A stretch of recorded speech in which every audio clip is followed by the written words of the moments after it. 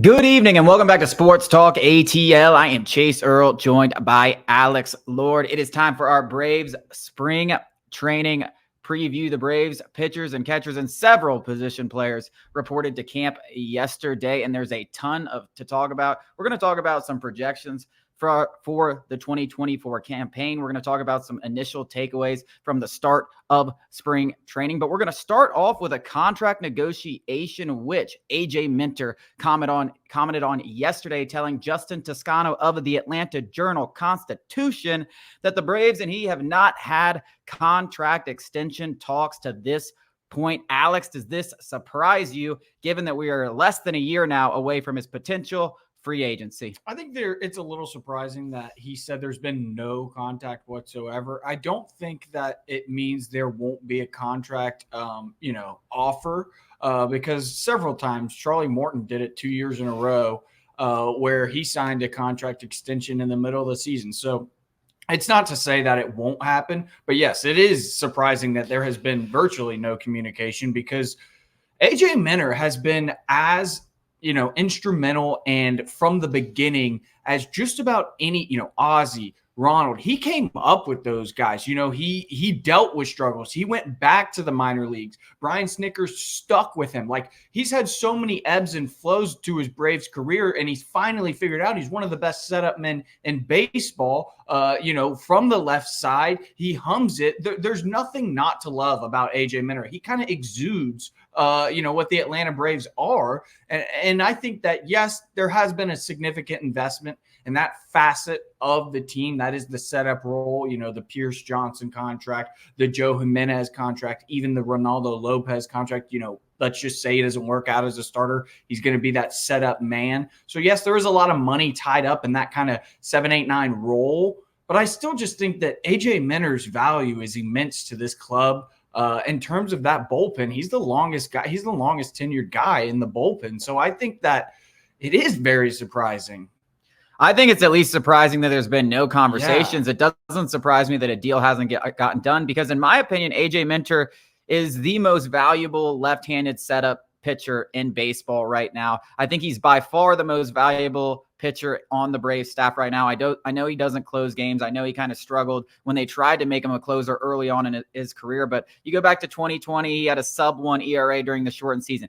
Had a little bit of struggles to start 2021, went back to AAA, then comes back. Brian Snitker never loses faith. Credit to Brian Snitker. It's one of those things everyone gives him a lot of crap for sticking with these guys, but he knew AJ Minter and how important he could be later on in the season. Comes up huge in October for the team. Then in 2022, he's arguably the most valuable reliever in all of baseball. I believe he led all relievers in F4. I think he was second behind Edwin Diaz of the New York Mets, who obviously had that historic campaign. So, and then he was fantastic again last year. So he is one of the most valuable relievers in all of baseball. So it wouldn't shock me. I mean, he deserves to get paid by like one of the, if not the highest paid setup reliever in all of baseball, which is going to be pushing, $50 million. So if Alex Anthopoulos didn't want to commit that kind of money, completely understand. But the fact that he hasn't at least gone to the table and said, hey, here's where we're at. Where are you at? Let's try to work towards that over the course of the next year. I think that's where it's a little more surprising, rather than the fact that there's no deal done. Yeah, again, it is surprising. Doesn't mean that it's not going to happen. Like I just said, it's happened before where contract extensions were announced in the middle of the year. Raisel Iglesias' deal is going to come off the books in the near future, so that'll open up some space for money. I think that he's integral to this team. Like I said, he's the longest tenured, and I know that doesn't matter a ton, but I think for the Braves it does. Like, he's that glue guy. We've seen a lot of faces in the bullpen since that World Series run. A lot of new guys, a lot of old faces, like Tyler Matzek's coming back, but he was hurt all of last year. Like, the one constant has been AJ Minter. And, we could talk all we want about, leadership as a collective effort. Dansby, Freddie gone, Max Fried potentially gone. I mean, the bullpen without AJ Minter feels a lot closer to that, we need more leadership type of stuff. So I think it's got to be a deal that we have to prioritize. So I'm very shocked. I mean, we're going to talk about it later in the show, but I think AJ Minter, I don't think there's any question about it because we've talked about it before. Some of the things when he said, Chris Sale brings a little bit of that FU attitude. And he talked about how that's something the Braves need to embody. Well, there's one guy throughout this entire offseason that has basically pointed to the reason that the Braves have not been successful in the postseason is because they haven't had that fire in their belly. And he is trying to bring that to the table. Now, can a reliever be the leader in the clubhouse? I think that's hard to do because half the time he's not even sitting there in the clubhouse with the rest of the guys. But at the same time, like he is trying to push the envelope and establish that right now in spring training that it is, and we're going to say it next thing, but I'll say it right now.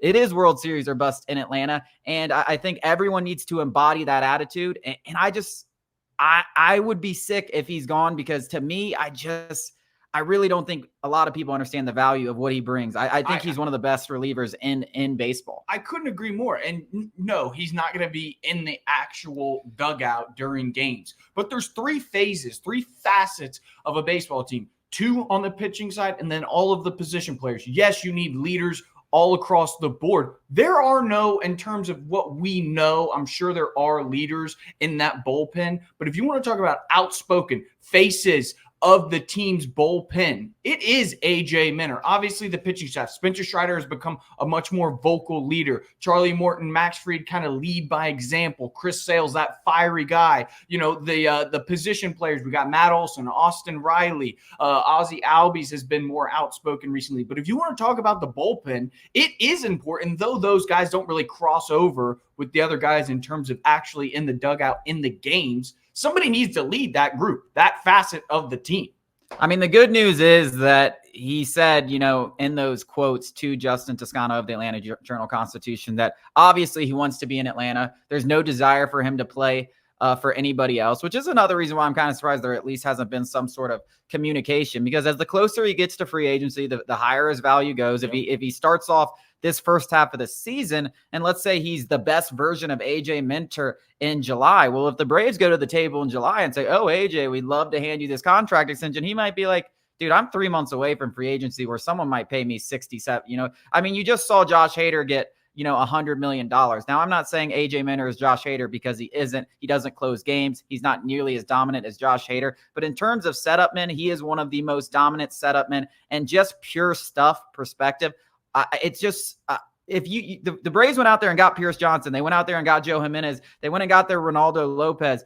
I love all of that. But if you just let AJ Minter walk, I think all of that's for naught, because I think he's valuable as at least 2 of those guys. Yeah, I find it very hard to believe that, the Braves aren't going to at least approach AJ Minter with a reasonable offer. And whether he is I think he doesn't even have to be the best version of himself. If he's just who he has been the past 2 years, he's going to break the bank, not break the bank, our bank, but he's going to get his money in free agency. I think what it's going to come down to is the Freddie Freeman, Dansby Swanson. Do you think that 10, 20% more you're going to get on the open market is worth leaving Atlanta, this organization, being a perennial contender? Now, obviously, Freddie went to the Dodgers. They're perennial contenders. But Dansby is with the Cubs, and they are really scratching their heads thinking, like, what can we do to take that next step? AJ Minter has to ask himself, he's got his roots here. He's been here his entire career. He knows year in, year out through the decade,